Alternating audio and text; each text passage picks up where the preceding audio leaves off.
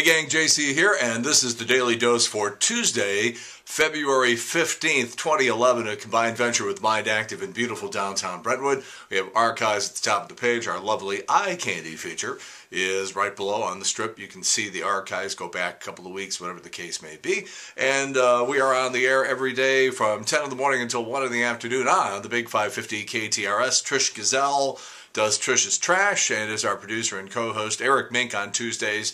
We have Ladies on Wednesdays. Thursdays is professional comedian Joe Marlotti. Friday, Smash, Digging the Smash, and we've just added Lori Mack, former producer and co-host from the old show at K-Hits. So she joins us every Monday. Yesterday was her first day, and we're very, very excited to have her. We're also very excited to be live from Lester's today. By the time you see this, the show will be over. That's why you should check our Facebook page too, the Showgram with JC. You can check that out. I'm going to show you something here because this is really cool. When I was 9 years old, you know what a baseball nut I am. And I wasn't much of a hitter. I was always a good thrower. I was a good pitcher. I just threw the ball against the stairs until my arm pretty much fell off. And so I was very, very interested in pitching. And at some point I just got tired of being an automatic out, so I started to take hitting a little more seriously. And right about that time when I was 9 years old, yes, I was taking hitting more seriously at 9 years old, the Phillips 66 Petroleum Company, the gas stations, Phillips 66, I'm sure they had them around here. And there actually might still be a couple around, I'm not sure. But they put out a hitting instructional record with Stan Musial, and Joe Garagiola did the narration, and Harry Carey was on there doing some classic Stan Musial home run calls. And the 3,000th hit, all that sort of stuff too. And this is the album right here. Now, what's interesting about this is I've been carrying this around with me since I was 9 years old. And as you can see right here, back in, I think it was about 20 years ago, Stan Musial, I ran into him somewhere and went and got the album, came back, and he autographed it, dedicated it to me. And this is in a frame on my wall here in the office. I took it out because, as you can see, look at that, the vinyl disc is still inside. And so some of the stuff that you're going to be hearing over the next couple of days are actual cuts from that album. Stan Musial talking about how young boys should focus on the game and get enough rest and don't imitate other hitters and don't get a bat that's too heavy for you and all that sort of stuff, and how to position your hands and a little bit about the philosophy of hitting, but all in a real primary sort of simplistic way that would appeal to, you know, 5 to 15-year-old boys who, of course, you know, the closer they start getting towards 15, the less they want to actually listen to anybody. They just want to do it themselves. But I mean, this is Stan Musial. The guy is in the Hall of Fame, and so you're like, okay, maybe I'll listen to see what Stan has to say. It's just really fascinating stuff. And the first time I ever met Stan Musial, okay, I'm a kid growing up in Chicago, okay? But I used to see Stan Musial play at Wrigley Field all the time. I'm old enough for that. And so now it's 1985, and I was at KSHE, and the radio station says, you know, okay, we'll let you go out to California to follow the Cardinals during the World Series, and during the, well, at that time, they didn't have the triple-tiered playoff system, so you just had the division championship. And so we were out there to play the Dodgers, the famous Jack Clark home run. So we're out there, we're broadcasting from the lobby of the Cardinals Hotel, and Stan Musial and his wife Lil walk over and they sit down for like 10 minutes. I'm sitting there on the air on KSHE, just sort of chit-chatting with Stan and Lil Musial. It's just unbelievable. So then, of course, he signed that for me too, and just amazing to watch Stan get the Presidential Medal of Freedom. The campaign worked, everybody's happy about it, and at least for one day until we have to go back to this increasingly ugly situation involving Albert Pujols. I said this to Triple C last night. I said, you know, if there's no resolution to this in the next month and a half, and this sort of back and forth starts going, and it's very, very clear that Albert has his heels ground in on this 10-year contract, is it conceivable that on opening day, Albert Pujols could hear some boos, maybe a lot of boos? Now, Triple C says absolutely not. Let's just see what happens in the next 6 weeks, okay? In the meantime, we forge ahead, and just one more note on Stan Musial.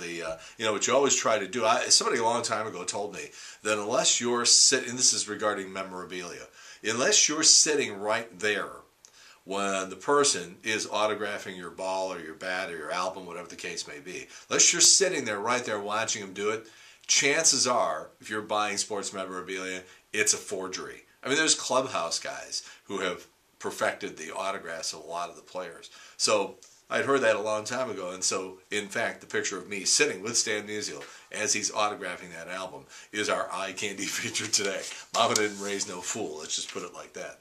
Charlie Sheen yesterday calls in on the Dan Patrick radio show on ESPN Radio and just basically says there are some people who can handle drugs and crack and hookers, and I'm one of them. I mean, it's just unbelievable to see these quotes. You know, even Dan Patrick went back and said, well, hold it, wait a minute, you think that you can manage all this stuff? And Charlie says he refuses to call himself sober. He says, I don't use sober anymore. I'm not an AA. I don't believe it. It's off and on. Charlie has himself convinced that he's okay and he can handle all this stuff and that there's nothing wrong with it. He's just a good time guy having some good time fun. Some chick who nailed Kevin Costner, Billy Idol, and Johnny Depp has a new book. Her name is Peggy Trentini. And if you're interested in that sort of stuff, it's called not Married with Children. She was in Married with Children for a couple of episodes. Who cares? This chick was in the Swedish bikini team commercials for Old Milwaukee beer a while back. Well, you wonder how bad things have gotten in this country. Somebody knocked up Tanya Harding. Man, she's 40 now. Just gets looking better and better with time. New York Post reports that Cinemax is in the midst of rebranding itself. Oh, they're still going to have the adolescent Canadian boner movies on at 1 in the morning, but they're trying to clean up their image a little bit. They're getting a little sensitive to the idea that people refer to them as Skinemax, and also they're realizing they're losing a lot of business to Netflix, and so they're going to try and do some original programming and stuff like that. All right, I'm flipping through that. A new movie comes out today that if you are into documentaries, and I think documentaries, the right documentary, is a lot better than going to see some dumb Adam Sandler, Jennifer Aniston movie. Waiting for Superman. This is a documentary about the state of education in our country, shown through the lives of 5 grade school kids, and it is fantastic. Now, there's holes in the premise. I'm not saying that I buy into the thing 100%, but it's very, very interesting filmmaking, and if you are a documentary buff, Waiting for Superman comes out on home video today. Michael Vick is going to be on Oprah next Thursday. Thought you might be interested in that. Good ratings for the Grammys the other night. 26.5 million people. That is the show's highest audience in 10 years. Roseanne is getting a new show on Lifetime in which, and I want you to follow this, cameras will follow her around as she tries to run a macadamia nut farm in Hawaii. I don't even know where to go on for that. By the way, yesterday for Valentine's Day, if you were impressed by the number of women in your office, so to say, who got flowers, roses, that sort of stuff, keep in mind that according to people who keep track of this sort of stuff, 23% of those women bought flowers for themselves yesterday. That is really sad, and I'm sorry I had to report that to you. All right, so the budget for the federal government is coming out, $3.73 trillion. It could pay 5,006 Obama 08 presidential campaigns. The stack of bills would be as tall as 2.4 million Washington monuments and could buy the Yankees over 2,300 times over and over again, would give each American citizen a $12,000. Let's call it a bonus. How about that? Next Tuesday marks the 5-year anniversary of the last time Clarence Thomas spoke during a Supreme Court hearing. He just sits there with that robe on.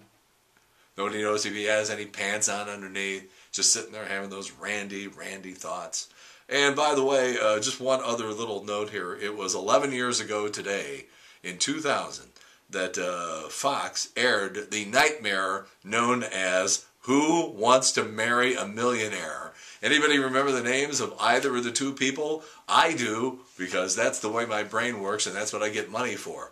Yes, it was Rick Rockwell who, when they did a little, as they say in the news business, extra digging, found out that this guy was, he said he was a millionaire. Well, he had a house that was about $500,000 and had some other assets and everything that totaled up to about $1 million. The guy had a house that was very, very nondescript, and they drove by it, and he had a chain link fence in front of the house. Nothing wrong with that, but don't be calling yourself a millionaire and trying to show off. The guy was a former stand-up comedian, and never mind. Anyhow, and Darva Conger, yeah, there you go.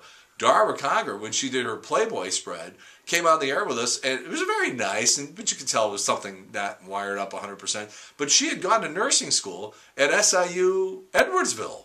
And we were talking to her about, she used to go to the Blues games all the time. Who knew that Darva Conger and that nightmare, Who Wants to Marry a Millionaire, had a St. Louis connection. Wow. All right, JC's Eye Candy today, as I said, that great shot of me with Stan Musial. And again, for everybody, by the time you have seen this, we will be all done at Lester's, but I'm sure we're going to have a good time out there. And just a reminder, as I said, that we are on the air every day on the Big 550 KTRS from 10 in the morning until 1 with Trish Gazelle and the carousel of co-hosts. That's it. That's it. JC's Daily Dose. It's the day after Valentine's Day, so that's got to be Tuesday, February 15th, 2011, a combined venture with Mind Active in beautiful downtown Brentwood. I'm getting closer to the camera. In the meantime, we've beaten this one to death. Have a good one. See you later. Bye.